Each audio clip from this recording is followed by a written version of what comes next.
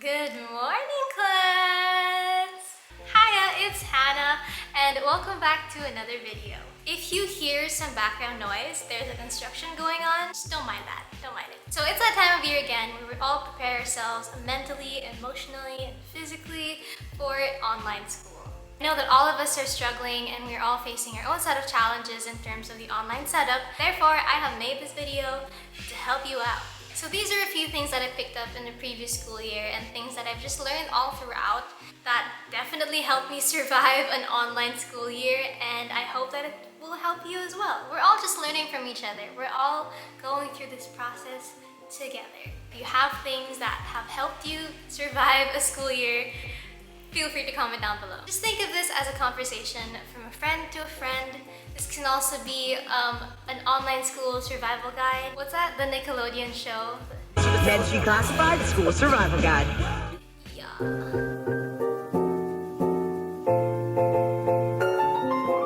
So the first thing on my list, and a thing that I found to be very, very important, is preparation. Preparing yourself before an entire semester or even an hour before your school starts is so important and so helpful. Number 1, fix your sleep schedule.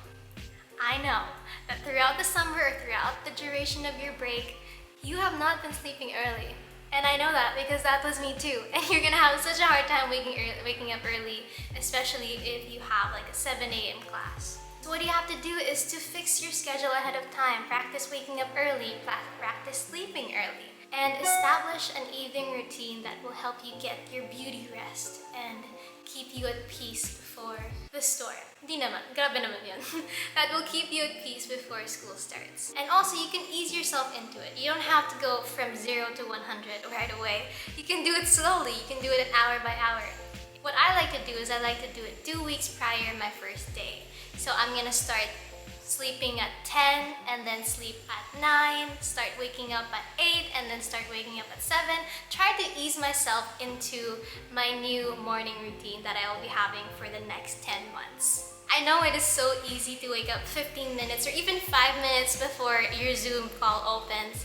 But if you want to have a successful day of online school and really feel energized and mentally present, it's nice to wake up a few hours or even just an hour before your Zoom call starts. You can have breakfast, you can even exercise, take a walk, do yoga or stretch, whatever it is that you have to do to help you feel like you are alive and awake and alert. Enthusiastic. So the benefits of waking up early or just waking up an hour before school starts is that it's gonna help you concentrate, and it's also gonna boost your memory power. It will help you retain the knowledge of what your professors are saying, and you're not just gonna go and float by the Zoom call, because I have done that and it's not fun when you have a quiz afterwards. So speaking of sleep, we all know it's important. You've been told sleep 8 to 10 hours a day because it will help you and benefit your body. We all heard of that. But what a lot of people don't talk about is the sleeping time. It is hard to fall asleep sometimes, and others don't really know why, but majority of the time it's because you used your phone or you looked at a screen long enough before falling asleep. So the reason behind that, and this is backed up by science. So if you didn't know, looking at a screen actually reduces melatonin, which is something that you need for you to fall asleep. So if you have the habit of using your phone, watching a movie, or simply working on your bed, it's definitely gonna be challenging to go to sleep. So to help break that habit, you can try turning off your devices 30 minutes before your target time to sleep. So the next thing is a question that we have asked ourselves at least once a week. And that is, how do you stay focused? How do you stay motivated? How do you make school feel like school? So to answer that question, it's really up to you.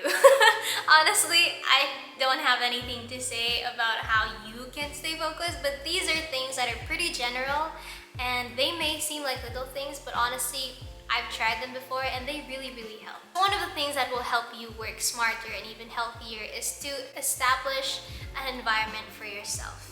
When we were in school, it was quite easy to go on school mode or work mode because you were surrounded by students, you were surrounded by teachers, and just your classroom itself felt like a place where you had to learn and do nothing else. But because we are doing this online and we're all at home, it's hard to feel that way, especially if you perceived home as a place of rest, a place of spending time with your family, or a place of doing other things other than school. So you can create an environment or a learning environment with things that will help you with finding a room, a corner, a table, or even place on the floor that you can use as your own classroom. Visual cues like a whiteboard, a blackboard, markers, chairs, whatever that may be. Do whatever is gonna work for you, do whatever is gonna help you focus and be a student. Now you're probably wondering, why do I have to create an environment, or why do I have to go through the hassle and the effort of making a table into a study table or an office or a workplace if I have a bed? As tempting as it is to do that, don't do it. Just don't. For the sake of studying and of school and even your body posture, do not work on your bed. So if you didn't know, working on your bed for far too long and sitting up and crouching over your laptop or whatever device you're using, it can actually affect your posture, and it can possibly make your lower back hurt, or even worse, your shoulders and your neck, and it's not fun for everybody to feel that way. The reason why it's so important not to work on your bed is because we actually create mental associations with what we're supposed to be doing, why we're doing it, and where we're doing it. So for the sake of your body to switch on work mode and to also switch on sleep mode, do those things in different places. So don't sleep on your bed. Don't work on your bed. That's what I'm trying to say. Now, in addition to learning how to stay focused by creating an environment for yourself, another really good way, and probably challenging way also, is learning how to avoid distractions or eliminating as much distractions as possible. Especially if you're in a Zoom call or a Google Meet or wherever it is that you guys meet with your classmates, try not to use your phone as much. I say that specifically because I know that it's so common, and I myself do it sometimes. Do you use your phone while you're listening to class? Some of you scrolling through TikTok, some of you going through Shopee, Lazada, or online stores and you're adding to cart. And there's nothing wrong with that. But if your goal is to focus, if your goal is to really be able to understand the lesson, do yourself a favor and turn off your phone. Or what I personally like to do, I like to turn off the Wi-Fi or turn off the data, turn off notifications, because that's going to be one of your greatest enemies if you're doing remote learning. So how do you stay focused studying alone? So the thing that has helped me, and I'm pretty sure you guys have heard of it already, it's the Pomodoro method. I basically take 20 minutes of full focus, laser focus into doing what I'm doing, writing a paper, doing some research, and I eliminate all distractions as possible, just for 20 minutes. And then once the timer's up, I have 10 minutes of rest, 20-minute work, 10 minutes of rest, and then until I basically get things done. You can alter it, just try it out, and if it works, keep doing it. If it doesn't, there are multiple study techniques that are out there, but that's just the thing that has worked for me. Another great way of learning to be motivated and just really getting into that work mode, especially if you don't want to, is hopping on a call with your friends. I think one of the things that helps us get by through a school year is being with your classmates. Obviously now it's a struggle because you gotta distance yourself, but with the gift of internet, you can still be with them. Basically just hop on a call, mute yourself, maybe turn off your video, and it's merely just used for accountability and motivation. For me, seeing my friends working in the corner of my eye sort of motivates me to get through the day. So the next thing, and probably the most important thing that I've seen in all of the things I've researched, is time management. I know that all of us, in our own way, we struggle with managing our own time, and even more so now. So time management is one of the most important skills, if you don't know that already, to succeed in online class or just simply in life. Because the better you manage your time, the more you can achieve your goals. So everyone has the same 24 hours in a day. It doesn't matter how much time you have, it just matters how you handle that time on your hand. So you're probably gonna expect pretty general answers, and that is because there is no ultimate answer for every person that will solve your problems, and there is no definite answer that says if you do this your problems will be solved. That's not how the world works. So one of the best ways to start managing your time is plotting it out into a piece of paper or into a desktop or whatever it is that works for you. Personally, I like to use a planner. It really has helped seeing your entire week plotted out, and it also sort of gives you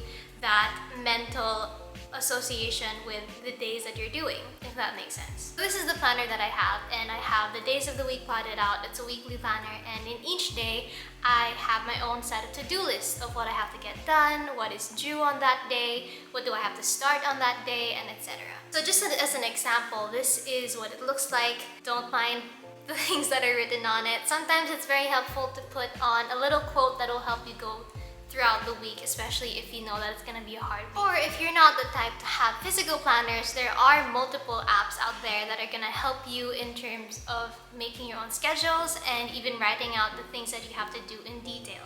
One of the apps that I finally got into, and I'm so happy I did it, is Notion. I'm a little late to the party, but I made it.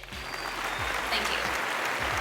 Because this is not sponsored, but if you hear me, if you see this, I'd be love to be sponsored by you. I know that I'm freaking out about it when I know everybody has done it the past years already, but just bear with me. It's so helpful, it's so easy.